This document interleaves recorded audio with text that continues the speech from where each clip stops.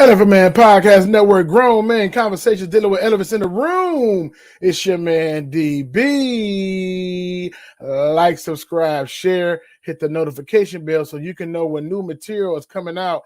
IG Elephant Man _ podcast, Facebook / Elephant Man Podcast, and on YouTube.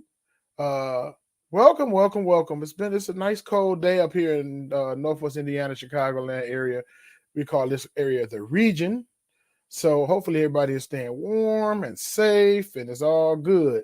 And I think one of my other friends down in Florida said it was 80 degrees in Florida 2 days ago or yesterday. I was like, wow. You know what I mean? That's crazy, man.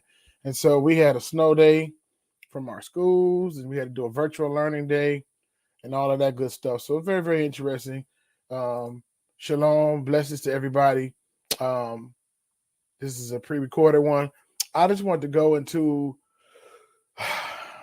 what's going on today. If you hear any screaming in the background, it's my children, not children, but they're grown boys now, playing the video game and they're getting excited. I told them I was going live and to bring their voices down. Hopefully they listen. If not, I'll talk to them later.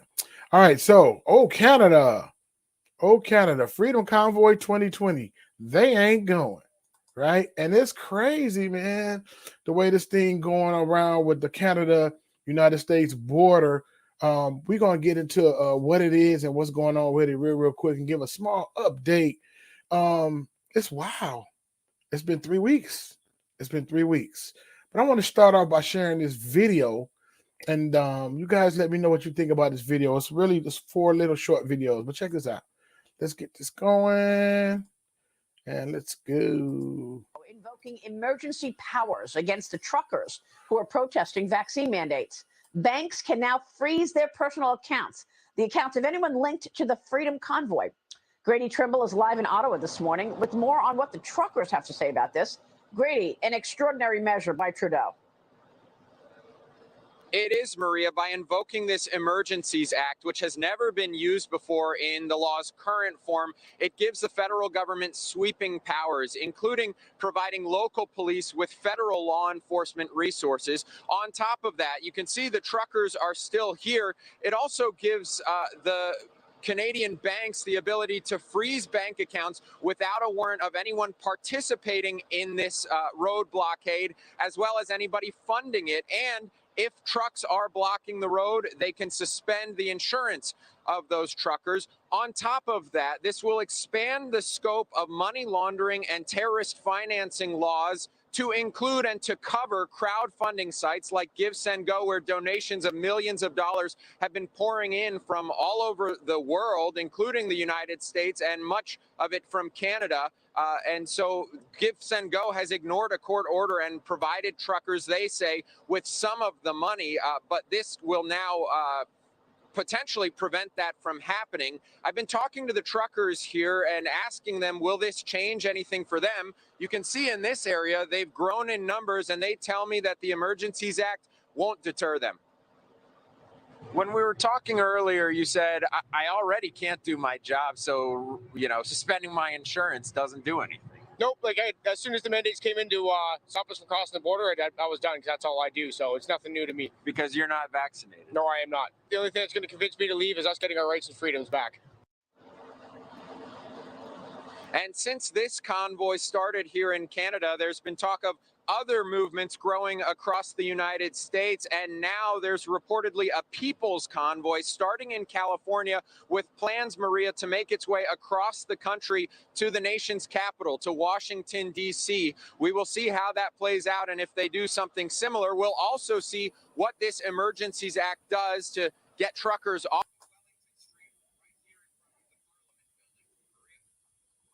Wow. Freezing the bank account. Can freeze your bank account. That's the money that you earned. And it's like, you know what? We're going to freeze your bank account. But we're going to get to the reason why they want to do this. I'm going to share a couple of more videos. But you think that's cool? You think they should be able to freeze the bank account? and it's called the Emergencies Act, Canada Emergencies Act. So they can just go into autocratic anytime they call it a state of emergency. But we're gonna get into it in a second. Let's watch this second video right here. Let's check it out. Do their job, which is to hold the government accountable. We've had enough of all these mandates, people losing their job. It's not only a trucker protest anymore, it's a people protest all over the world.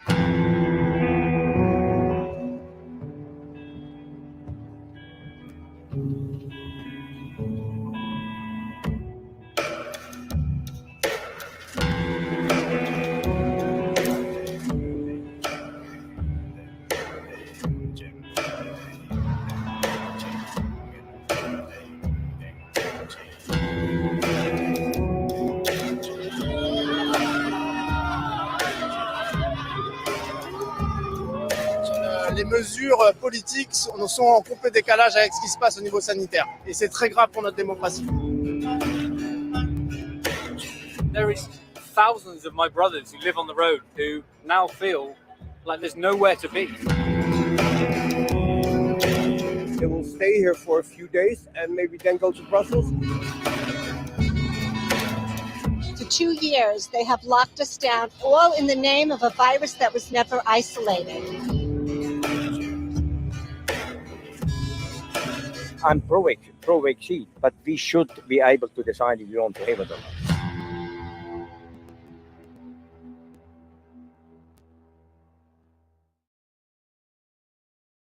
We're going to show you today how to create a text effect called... Ooh, that was crazy. That's affecting this little Freedom Convoy is affecting nations all around the world.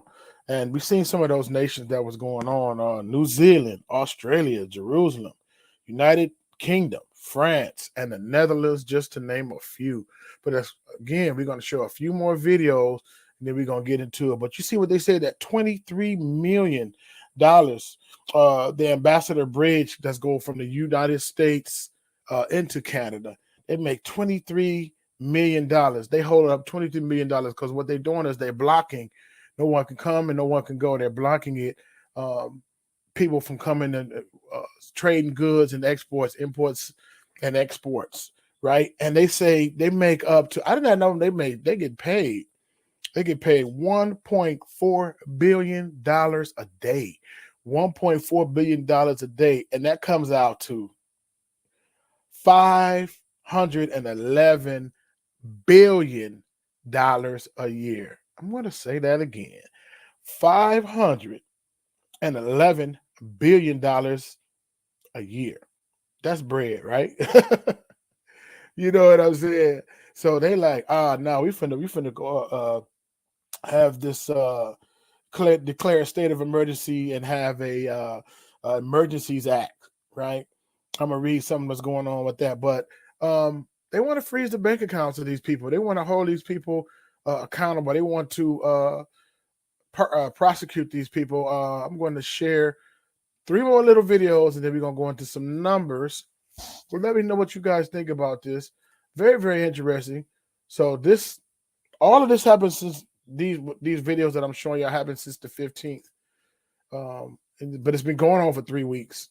So I want you guys to just check this out, man. This is very, very, very interesting. Turn that up.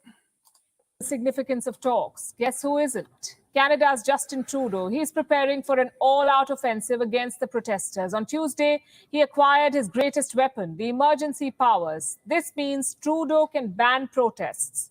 He can take over private resources. He can stop people from traveling. Basically, he can crush the Freedom Convoy, end the blockades by force. But Canada's opposition has a worrying question.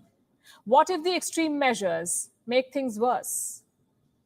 The Prime Minister thinks that now is the time to use this extreme measure and invoke the Emergencies Act. Isn't it true that the Prime Minister's actions could serve to actually make things worse and not make things better? It's a fair point, a fair question. A crackdown may have worked last month. Back then, the Freedom Convoy was just settling in. Now they have set up shop. Rifles and machetes have been found on protesters. So Trudeau's move could well backfire. Does he have a contingency plan? The Prime Minister was about to address that in Parliament when this happened. Mr. Speaker, this is about keeping Canadians safe, protecting their communities and neighbourhoods, and ensuring jobs and our economy. I'm afraid I'm going to have to interrupt the Right Honourable Prime Minister. I'm trying to hear the answer, and I'm having a very difficult time. There's some shouting going on. This is a time for responsible leadership, not crass partisanship. The situation requires additional tools not held by other federal, provincial, or territorial law. It's what responsible leadership requires. Responsible leadership, he says. This was bound to happen. Declaring an emergency is a very big deal, you see. You're acquiring sweeping powers. You're suspending democracy. Does the situation in Canada warrant such harsh measures? In some places, yes. Near the border, things are escalating fast. The blockade is affecting bilateral trade. Many trucks are unable to cross over into the U.S., and this delay could mean massive losses. The U.S. and Canada trade goods worth $511 billion. That's around $1.4 billion per day. And out of this, 323 million is transported through one route. It's called the Ambassador Bridge, the same bridge that was blocked for days by the Freedom Convoy. So the economic cost is real. Plus, on Monday, there was worrying news. Guns, ammunition, and body armors were found on protesters. You see, Canada's gun laws are strict, but America's are not.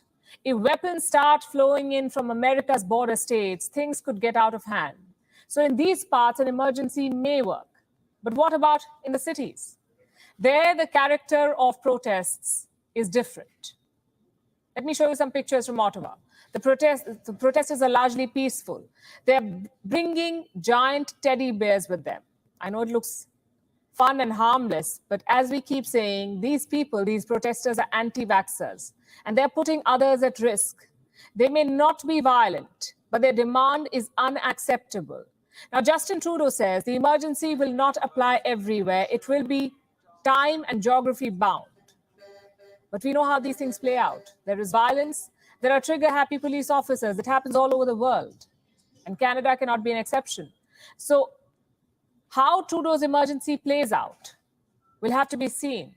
But that's not the only question. What about accountability? Who will answer for the days of blockade and violence at the border? For all the picketing? For all the obstructions to daily life? First in the line of fire was Ottawa's police chief, Peter Slawley.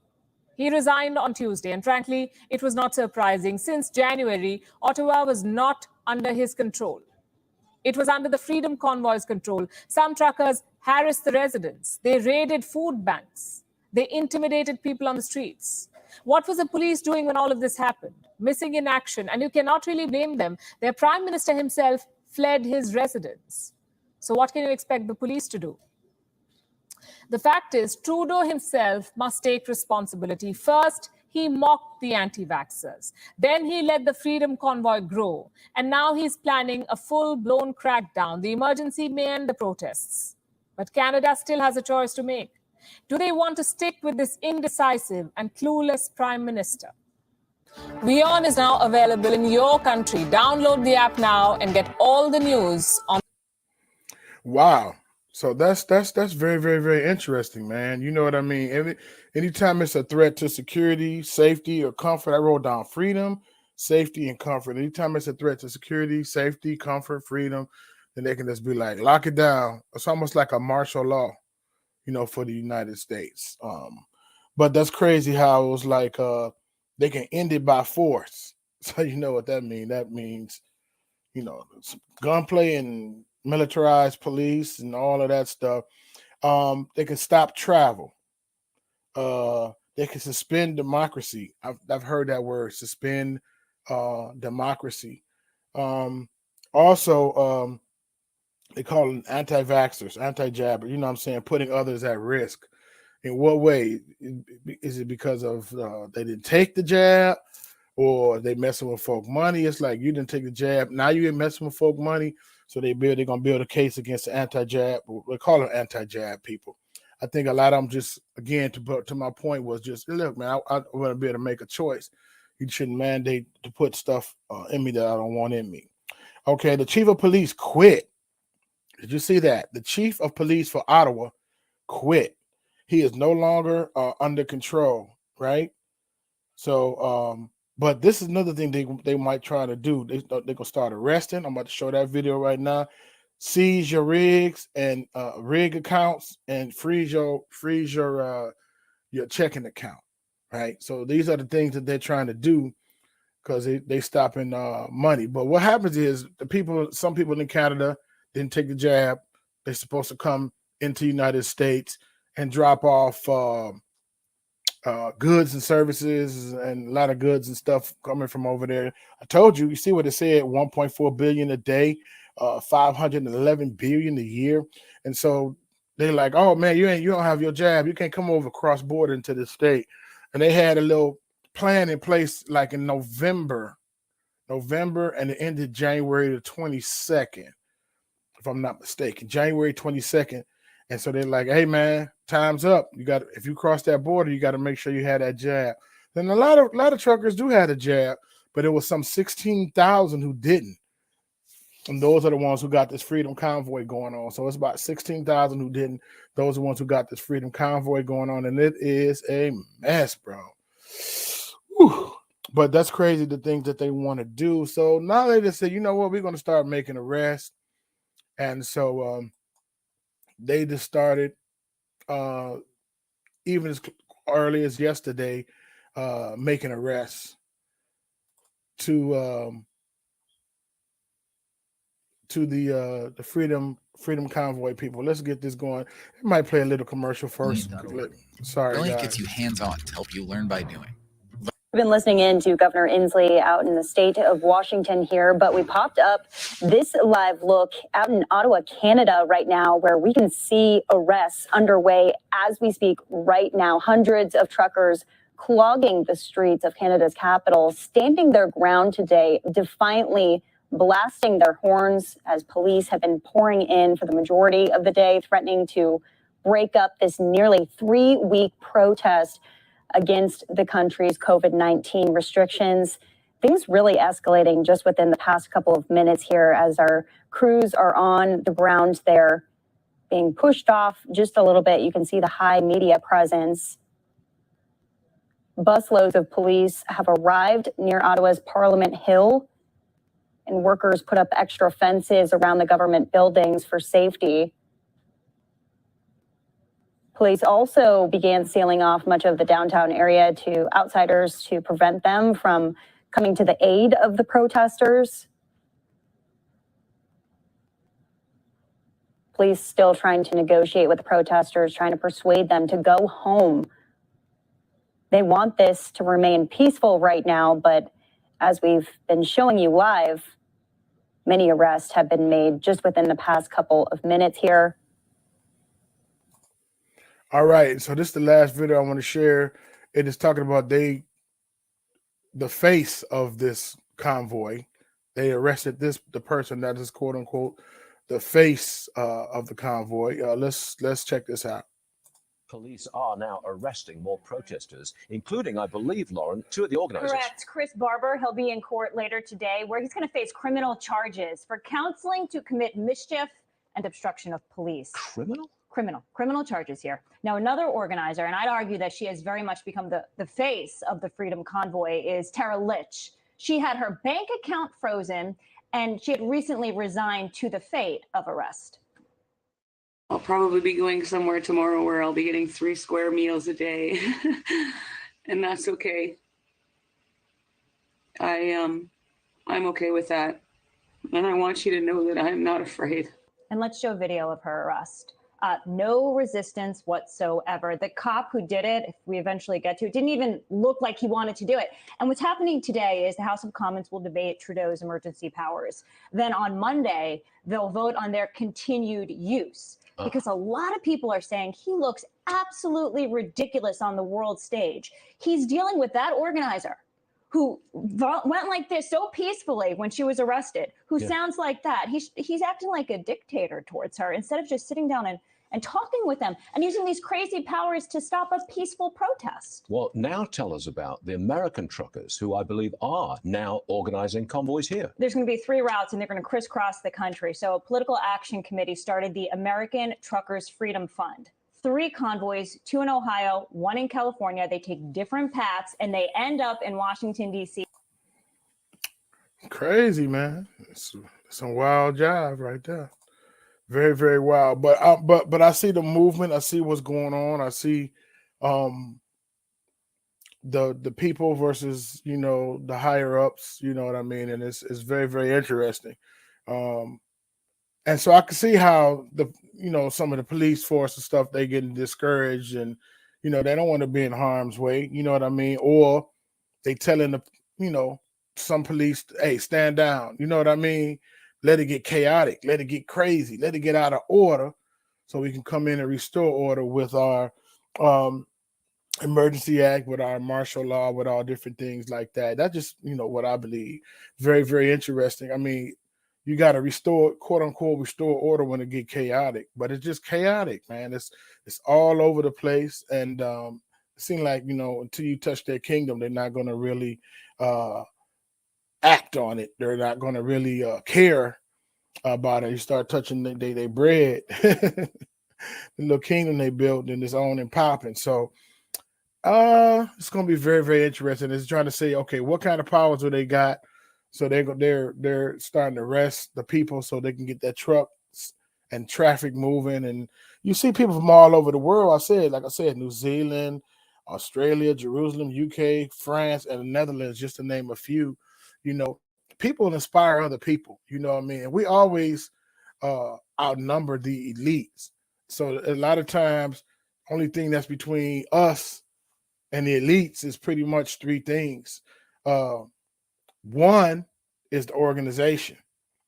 2 is the information. Because long as folk just somewhere don't think it's jumping off like that and call it conspiracy theory or whatever, then they're cool. And 3, that military wall. You get what I'm saying? It's like, okay, and I think that's why a lot of places have strict gun laws, and you can't have, some countries you can't have, citizens can't have no AR-14s and all of that. You know what I mean? Our gun laws are here. You know what I mean? And so a lot of those guns and weapons, and like they said, vests and different things like that are crossing the border over there. And they saying that, it might get interesting real soon. All in the midst of financial crisis, all in the midst of the pandemic, all in the midst of knocking at the door of war, all in the midst of all of that. So we got to most definitely pray, and we got to definitely focus on the Most High. You know what I mean? That's what we focus on. We don't focus on the things that's going on in this world system. You know what I mean? Because Babylon is about to get dealt with real serious, real soon. Elephant Man Podcast Network, Grown Man Conversations dealing with elephants in the room. If you haven't checked out the Power Bill with Sister Gilda, I'm telling you are missing something. It was crazy. Go to the YouTube and subscribe, by the way, and also check that out. Okay. Oh, hit my mic. Monday we're gonna have Sister Jill Karras. I hope I'm saying that right. I'm probably pronouncing that wrong. Let's look French. But Sister Jill, Minister Jill, going to be in the building. Aruka at the Well Ministries, getting to the root of our trauma. She will be in the building Monday. So make sure y'all tune in. Y'all need to tune in. It's going to be on a whole nother different level. Amen. Yeah. So check it out, and we'll see what's going on. And then look out for this right here. Now they are coming for the children. I'm going to talk to you about that. I know you're like, what's going on with that picture? You'll see when we air it, okay? Air that program coming up soon. Elephant Man Podcast Network, Grown Man Conversations dealing with elephants in the room. Subscribe, like, share, hit the notification bell. We are out of here. Perfect.